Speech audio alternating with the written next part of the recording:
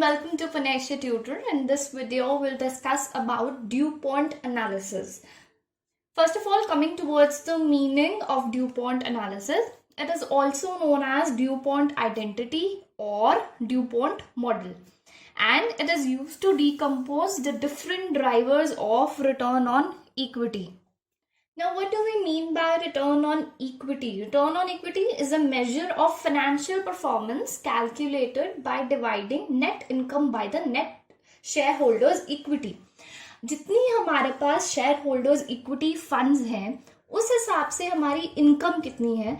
This tells us about the financial performance of our firm. जितनी ज़्यादा हमारी income होगी उतनी ज़्यादा हमारी रिटर्न ऑन इक्विटी की रेशियो होगी and that ultimately will mean कि हमारी फाइनेंशियल परफॉर्मेंस बहुत अच्छी है, क्योंकि जितने हमारे पास इक्विटी शेयर होल्डर्स के फंड्स है उस हिसाब से अगर हमारी इनकम इंक्रीज हो रही है सो दैट मीन्स हम एफिशिएंटली ऑपरेट कर रहे हैं, right. Now coming back to the DuPont analysis, return on equity में तो हमने सिर्फ नेट प्रॉफिट और इक्विटी फंड्स को कंसिडर कर लिया, लेकिन DuPont analysis is way more broader than this and it helps the investor to find out various areas that are actually contributing towards the return on equity improvement.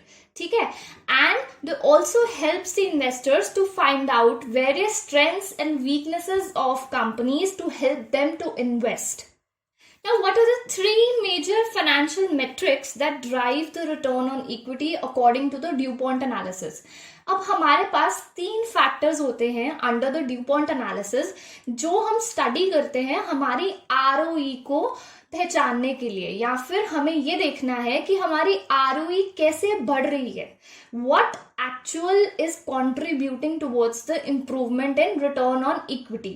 ये है 3 factors जिसमें आता है operational efficiency, asset use efficiency and financial leverage. अब हम इन components को detail में स्टडी करते हैं. पहले आता है operational efficiency which means net profit margin.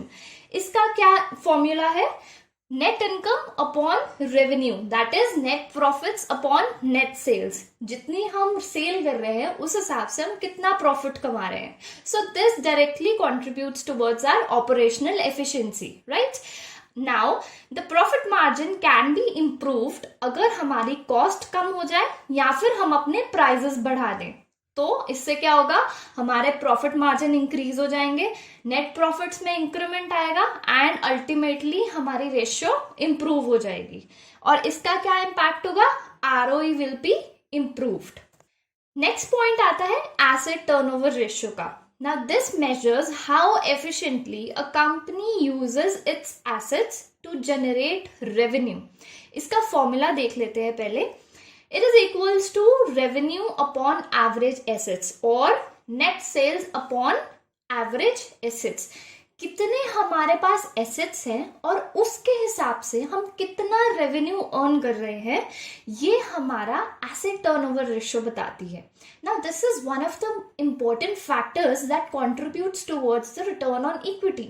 अगर हमें पता लगे कि हम कितना अर्न कर रहे हैं due to the assets that we possess, तो हम हमारी एफिशिएंसी का इजीली हम आइडेंटिफाई कर सकते हैं कि क्या फैक्टर कंट्रीब्यूट कर रहा है हमारी एफिशिएंसी की तरफ.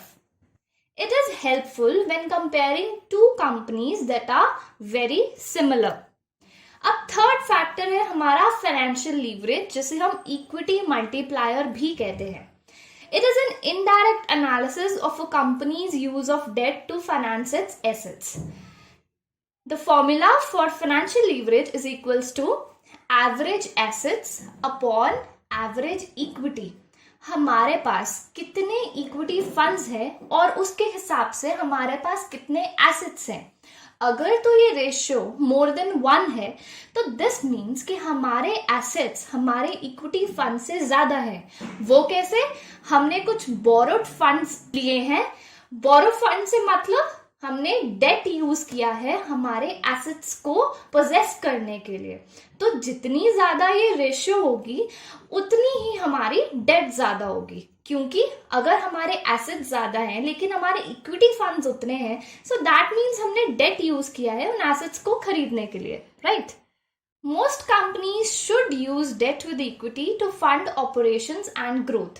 हम डेट इक्विटी रेशियो पढ़ते हैं ना कि आइडियल रेशियो 2:1 होती है, कि 2 times डेट होना चाहिए एंड 1 time इक्विटी होनी चाहिए for a perfect efficiency in the firm, right? तो ऐसे ही कंपनीज को डेट यूज करना चाहिए to fund the operations and growth. Coming towards the formula and calculation of DuPont analysis. अब हमने सारे components को डिटेल में पढ़ लिया. Now it will be easy to know the formula of DuPont analysis.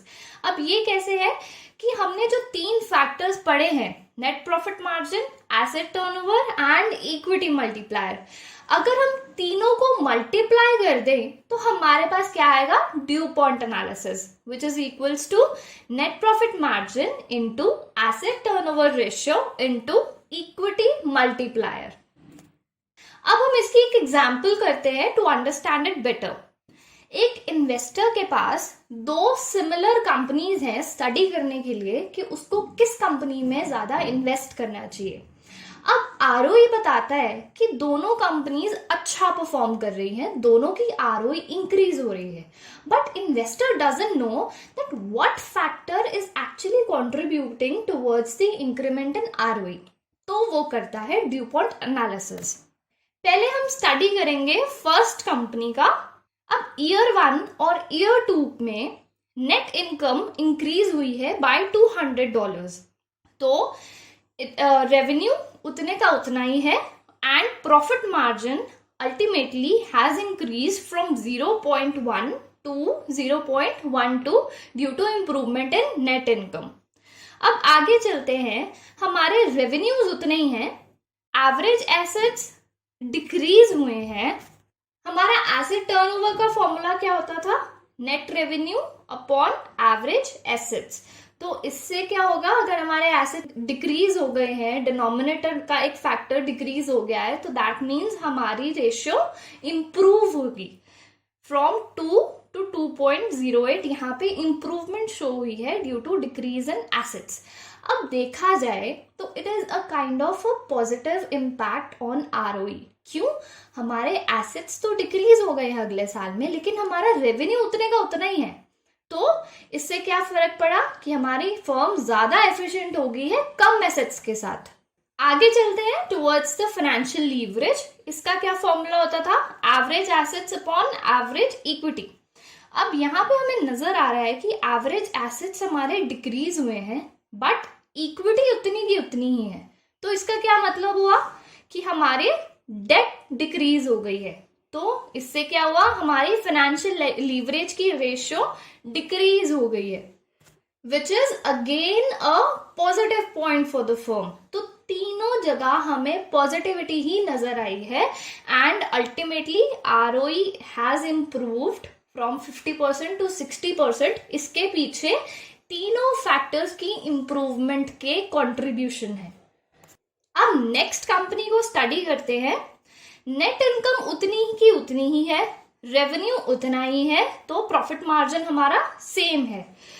Asset turnover ratio में revenues and average assets भी same है, तो एसेट टर्नओवर रेशियो भी सेम है. फाइनेंशियल लीवरेज में हमारे एसेट्स तो उतने ही हैं, लेकिन इक्विटी डिक्रीज हुई है, डिनोमिनेटर फैक्टर डिक्रीज हो गया है. अब इसका क्या मतलब हुआ कि हमारे एवरेज एसेट्स तो उतने ही रहे लेकिन हमारी इक्विटी डिक्रीज हो गई. तो इसका मतलब हमने डेट इंक्रीज करी है हमारी. तो आरओई में इंप्रूवमेंट नजर आ रही है फ्रॉम 42% to 60%. लेकिन देखा जाए ना तो प्रॉफिट मार्जिन इंक्रीज हुआ, ना तो एसेट टर्नओवर इंक्रीज हुई, जबकि फर्म ने कुछ फंड्स बोरो किए हैं फॉर देयर एसेट्स. तो इसका क्या हुआ कि ये एक तरह का नेगेटिव पॉइंट है, लेकिन आरओई इंप्रूव्ड शो हो रही है. So what the investor would do, उसको किसमें इन्वेस्ट करना चाहिए? Obviously the first company. तो हमारे ड्यूपॉन्ट एनालिसिस से हमें क्या पता चला कि आरओई तो दोनों की इंप्रूव हो रही है, जबकि सेकंड की तो बहुत ज्यादा इंप्रूव हुई है, लेकिन एक्चुअली में जो फैक्टर्स कंट्रीब्यूट कर रहे हैं टुवर्ड्स द एफिशिएंसी वो है फर्म 1 के. तो इन्वेस्टर किस में इन्वेस्ट करेगा? फर्म 1 में. Now we'll discuss about the differences between the DuPont analysis and the return on equity. Return on equity metric is a net income divided by the shareholders' equity. Yes, we have already discussed. DuPont analysis is still the ROE, just an expanded version. ROE calculation alone reveals how well a company utilizes capital from the shareholders. ठीक है, जितना हम कमा रहे हैं, हम अपने share holders की कैपिटल से हम कितनी इनकम अर्न कर पा रहे हैं. But Dupont analysis on the other hand हमें क्या बताता है कि अगर आपकी आरओई इंक्रीज हो रही है, उसके पीछे भी 3 फैक्टर्स के कारण हो सकते हैं.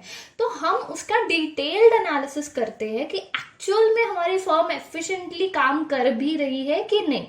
आरओई तो ऊपर ऊपर की पिक्चर दे देता है कि आपकी एफिशिएंसी है या नहीं है, लेकिन ट्रू पिक्चर कौन देता है? Dupont analysis. A DuPont analysis can help deduce whether it's profitability, use of assets or debt that's driving ROE.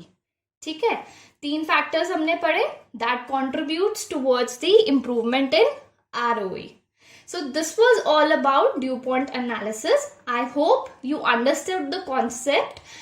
For more videos, don't forget to subscribe our channel. Also, to avail full course of paper 1 and paper 2, Commerce and Management, please visit panacciatutor.com. Thank you very much.